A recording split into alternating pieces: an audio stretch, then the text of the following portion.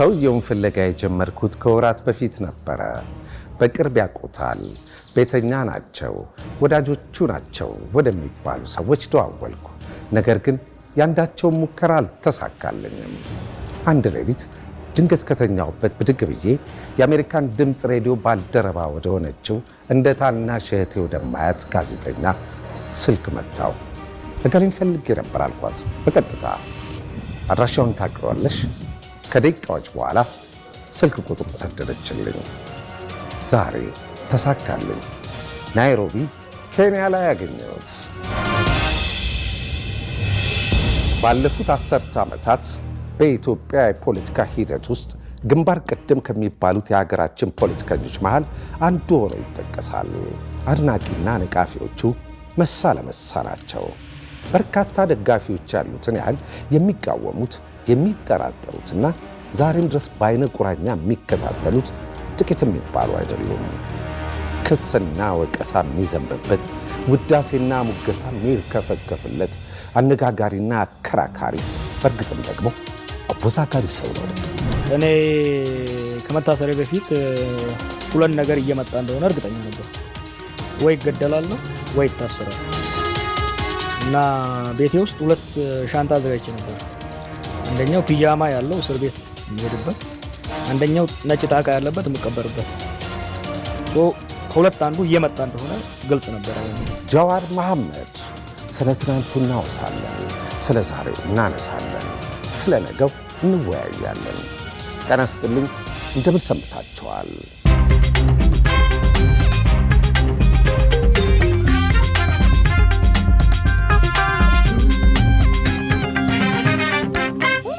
ኢትዮጵያ ትናንት፣ ዛሬ፣ ነገ እናም ሰውየው ጃዋር። በእነዚህ 4 ነጥቦች ዙሪያ ሰፋ ያለ ውይይት እናድርጋለን። መነሻና መንደርደሪያችን ግን ከዚህ ይጀምራል። ሰኔ 22 2012 ሰኞ ምሽት ታዋቂው ከያኒ ሃጫሉ ሁንዴሳ ተገደለ። ዜናው እጅግ በጣም አስደንጋጭ ነበረ። ያኔ አንተ የት ነበርክ? ዜናው እንዴት ሰማ? በምን መልኩ ደረሰ? ቤት ነበርኩ። ከሰዎች ጋር አምሽቼ ሰዎች ሄደው ወደ ቤድሩም እንደገባው አንድ የመንግስት ባለስልጣን ደወለ እና ልጁን መቱት ነው ያለኝ። የቱን ስለው ሃጫሉን አለኝ። ለምን ያህል እንደሆነ እንጃ ደነዘዝኩ። እንደገና ጠየቅኩት ደግሜ ምን መታው? እንደዚህ ተመቶ አለኝ፣ ነገረኝ። በጣም ነው የደነገጥኩት። በጣም አስፈሪ የሆነ ስሜት ተሰማኝ። ለረጅም ጊዜ ቆየ። ፕሮባብሊ ከ5 ደቂቃ በኋላ ነው እንደገና ወደ ማጣራት፣ ሌሎች ወደ መጠየቅ የሄድኩት እና ሃጫሉ የግል ጓደኛ የነበረ፣ ለኛ ህዝብ ደግሞ አይከን የነበረ፣ የልብ ትርታውን ሲናገርለት የነበረ ነው። በእኛ ህዝብ እንደዛ ቀን ኮሌክቲቭ ትራውማ ውስጥ የከተተው ቀን ያለ አይመስለኝም በታሪኩ። በጣም አስደንጋጭ ነበረ። ህዝቡ ሁሉ ነው በጣም የደነገጠው፣ በጣም የተናደደው፣ ቅስሙን የተሰበረው። እስከ ዛሬም ከዛ ውስጥ እንደ ግለሰብም እንደ ማህበረሰብም አልወጣም። ከዛስ ሌሊቱን በምን አይነት ሁኔታ አሳለፍክ? እንቅልፍ አልነበረም። በአንድ ወገን ከፍተኛ ሀዘን ነበር፣ በሌላ ወገን ደግሞ ስጋት ነበረን። ክስተቱ ከፍተኛ ሀገራዊ አደጋ ይዞ እንደመጣ ሁላችንም ተረድተናል። በተቻለ መጠን ነገሮች እንዳይባባሱ ሙከራ ማድረግ ነበር። ሰኔ 23 2012 ማክሰኞ መሆኑ ነው። ከማለዳው ጀምሮ የነበረውን ከዚያም የተፈጠረውን ሁኔታ እንዳለ የማክሰኞ ጠዋት ማለዳ ተነሳችሁ? አዎ፣ ማታ የነበረው ሀሳብ መንግስታዊ የቀብር ስነ ስርዓት ይፈጸማል የሚል ስለነበረ ማምሻውኑ ሌሊቱኑ ሀሳቡ እንደዛ ነበር። መንግስታዊ የቀብር ስነ ስርዓት ይፈጸማል፣ ፕሮፐር የሆነ ምርመራ ይካሄዳል ስለሚል የሚቀጥለው ቀን ቀብር ይሆናል የሚል ግምት አልነበረኝም። ጠዋት ላይ ሬሳ ወደ አምቦ ሊወሰድ ነው የሚባለው ነገር ሲሰማ በጣም ነው የደነገጥኩት። በጣም ተናደድኩ። ያንን የሚያክል ሰው የሀገር ሀብት የሆነ ፐብሊክ ፊገር በዛ መልኩ መቀበር ነበረበት ብዬ ስላላመንኩ በጣም ነው የተናደድኩት። ስለዚህ ቀብር መድረስ አለብኝ ብዬ ተነስቼ ወደ አምቦ ስንሄድ ደረስን። ሬሳ አጅበን መሄድ ሞከርን፣ አልተቻለም። ህዝቡ ፈጽሞ ሊያሳልፈን አልቻለም። መሄድ የለበትም ነበረ፣ መሄድ የለበትም እዛው ፊንፊኔ መቀበር አለበት የሚል አቋም ነበረ። ስለዚህ መንገድ ዘጉብን እና ከመንግስት ባለስልጣናት ጋር ተወያየን። መመለስ አለበት ማለፍ አይችልም የሚለው ላይ ተስማምተን መለስን። ከዛ በኋላ ያው እኛንም አሰሩን። ብዙ ዲቴል ውስጥ ባልሄድ ደስ ይለኛል። እንደ ግልም እንደ ማህበረሰብም ትራውማታይዚንግ የሆነ እስካሁንም እውነታው ያልወጣ ጉዳይ ስለሆነ ብዙ ዝርዝር ውስጥ ባልሄድ ደስ ይለኛል። አገጭጓ ነበረ። እናንተም በቁጥጥር ስር ለማዋል በተደረገው ሙከራ ተኩስ ነበረ። የወደቀም ሰው ነበር። እኔ እዛ እያለሁ ምንም ተኩስ አልነበረም። የነበሩትን ፖሊስም ነበረ፣ መከላከያም ነበረ። ከነበሩት አዛዦች ጋር ተወያይተን ነገሮችን አረጋግተን ነው እኛ ወደ ቁጥጥር ስር የገባ ነው። እኛ ከሄድን በኋላ ግጭትም አልነበረም። አንዳንዱ ጥይት ባርቆ ነው ይላል፣ አንዳንዱ አንድ ፖሊስ ራሱን ገሎ ነው ይላል። እንዳልኩ ያልተጣራ ጉዳይ ነበረ።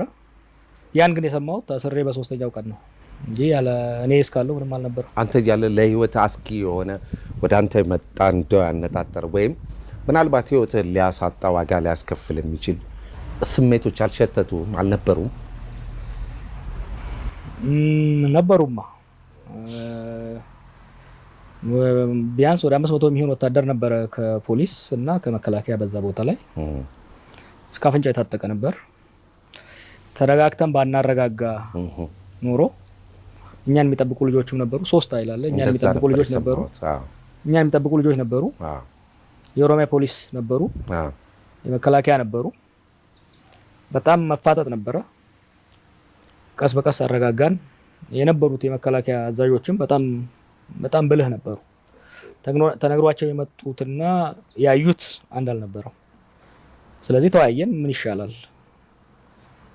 ስንል ነገሮችን ማርገብ ስላለብን መከላከያ ከቦታ እንዲወጣ ጠየቅናቸው። እሺ ብለው አስወጡ። የኛ ልጆች እኛን የሚጠብቁት እንዲፈቱ አረግን፣ አስፈታናቸው። ስለዚህ የኦሮሚያ ፖሊስ ብቻ በአካባቢው እንዲቆይ አረግን። እዛ የኦሮሚያ ፖሊስ እኛን እንዲይዝ አረግን። በዛ መልኩ አረጋጋ ነው እንጂ አደጋውማ ትልቅ ነበር። ለምን ተያዛችሁ? ቀድሞ ያለቀ ጉዳይ ነበር። አጋጣሚው ከዛ ጋር ተገጣጠመ እንጂ ያው ምርጫ ገባለሁ ስላልኩ ከምርጫ ማስቀረት ግዴታ ነበር። ከዛ ጋር የተያያዘ ነው። እድሉን በመጠቀም ወደዛ ተሄደ እንጂ ያው አጋጣሚው ብቻ ነው። ቀድሞ ያለቀ ነው እኔን ማሰር። በነገራችን ላይ ስለ ሃጫሉ ግድያ እስከዛሬም ድረስ በግልጽ የወጣና የተነገረ ነገር የለም። አንተ በግል የጠረጠርከውና የገመትከው ምናልባትም ደግሞ የደረስክበት ድምዳሜ ይኖር ይሆን? ያኔ በወቅቱ የተሰማ ሊሆን ይችላል፣ ወይም አሁን ከዓመታት በኋላ በዝግታ በጥሞና ስታሰላስለው ምንድን ነው የደረሰበት ይሄ ልጅ? ይሄ የአንድ ትልቅ ሰው የአይን ብሌናችን የሆነ ሰው ግድያ ነው። ስለዚህ በግምት መናገር፣ በጥርጣሬ መናገር ኢፍትሃዊ ነው። ፍትህን ሊያመጣ አይችልም። አንድ ቀን ግን ፕሮፐር የሆነ ምርመራ ሲካሄድ እውነቱ እንደሚወጣ ተስፋ አደርጋለሁ። አሁን ላይ ቁጥሩ ግን ስፔኩሌት በማድረግ በ24 ሰዓት ውስጥ ነው 24 ሰዓት እንኳን አልሞላም ስታሰር ጊዜም አልነበረኝም ኢንፎርሜሽኖችን ለመሰብሰብ። እስር ቤት ሆኜ የሰማኋቸው ያየኋቸው የተለያዩ ነገሮች ይኖራሉ። ኮንክሉሲቭሊ ግን እከሌ ነው ይሄ ቡድን ነው ይሄ ግለሰብ ነው የሚለው ላይ ለመድረስ የማይሆን ስፔኩሌሽን የማይሆን ግምት ከመስጠት ያለፈ አስረግጦ ለመናገር የሚያስችል ነገር የለኝም። ቢኖረኝም አሁን መናገር ምንም ጥቅም የለውም። ወደፊት ግን አንድ ቀን አውቆ እንደሚወጣ ተስፋ አድርጋለሁ። ቤተሰቦቹ ፍትህ አግኝተዋል ብለህ ታስባለህ? አላገኙም። የሶስት ሰዎች ስም ተጠርቶ ሁለቱ በቁጥጥር ስር መዋላቸውና ሌላኛው እየተፈለገ መሆኑ ተገልጾ ነበር። እንዲያውም በወቅቱ መግለጫው በሚሰጥበት ጊዜ ሁሉ የስም ማዘባረቅ ስህተቶች ነገሮች ነበሩ። ከዛ የነበረውን የፍርድ ሂደት እስር ቤት ላይ ብትሆንም ከዛም ከወጣ በኋላ ተከታትለዋል? ተከታትየዋለሁ፣ ግን ሀቅ አይመስለኝም። አጥጋቢም አልነበረም። እንዳልኩህ አጫሉም ቤተሰቡም ፍትህ አላገኘም። ወደፊት አንድ ቀን ኦኬ። እስቲ በጣም የገረመኝን አንድ ነገር ልጠይቅህ። ከእስር ከተፈታ በኋላ ዘለግ ያሉ ወራት ቆይተ ነው መጀመሪያ ላይ ያየው ያዳመጥኩ ኡቡንቱ ላይ ነው የነያስ ቤት ፕሮግራም ላይ እና በጣም የገረመኝ አሁንም ሳገኝ አሁንም ስናወራ የታዘብኩት ነገር አለ። ያማቀው ትንታግ ሲናገር የሚወራጭ ጎረምሳው ጃዋር ጎልምሷል። ያ ደማሚት ቃላትን እየወረወረ በግለት የሚናገረው ጃዋር ለዝቧል፣ ሰክኗል። በአጠቃላይ ቀድሞ የነበረ መንፈስ፣ የጋለ ስሜትና ድምፀት፣ አካላዊ ገጽታ ጭምር ተቀይሯል። በጣም ነው የገረመኝ። ምንድን ነው የለወጠ? For when you dare to do, you make bonds. እስር ቤት ጊዜ ሰጠኝ እረፍት እንድወስድ እና ነገሮችን እንዳሰላስል እንዳብሰለስል ረዳኝ። አየህ ምናልባትም 10-12 ዓመት ጀምሮ በፖለቲካ አክቲቪዝም ውስጥ ነው የቆየሁት እና ስታሰር እድሜ ወደ 34 አካባቢ ነበር፣ 33-34። ስለዚህ ለ20 ምናምን ዓመት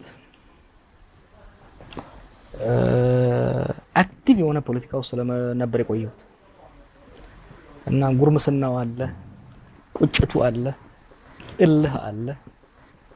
ያ ሁሉ ተደራርቦ በፉል ስፒድ ነበር ሲሄድ የነበረው። ኦኬ።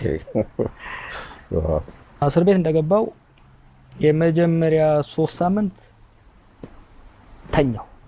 እንቅልፍ ምክንያቱም ከዛ በፊት በተለይ በትግል ወቅት በጣም እድለኛ ከሆንኩ በቀን 3 ሰዓት ከተኛው ነበር።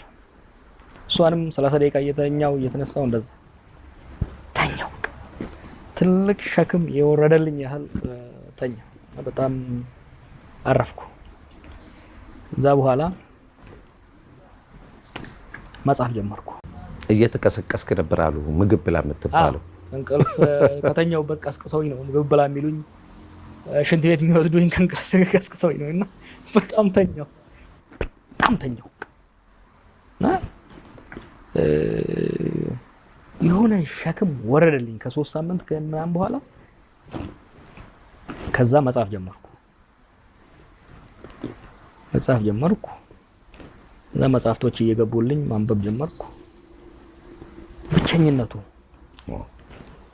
ከራስ ጋር መነጋገር፣ ያለ ኮምፒውተር፣ ያለ ስልክ፣ ያለ ሰዎች፣ ያለ ጫጫታው ብቸኝነቱ ምናልባትም ለመጀመሪያ ጊዜ ከራሴ ጋር እንድነጋገር እድል ሰጠኝ እና ይመስለኛል ያ ነው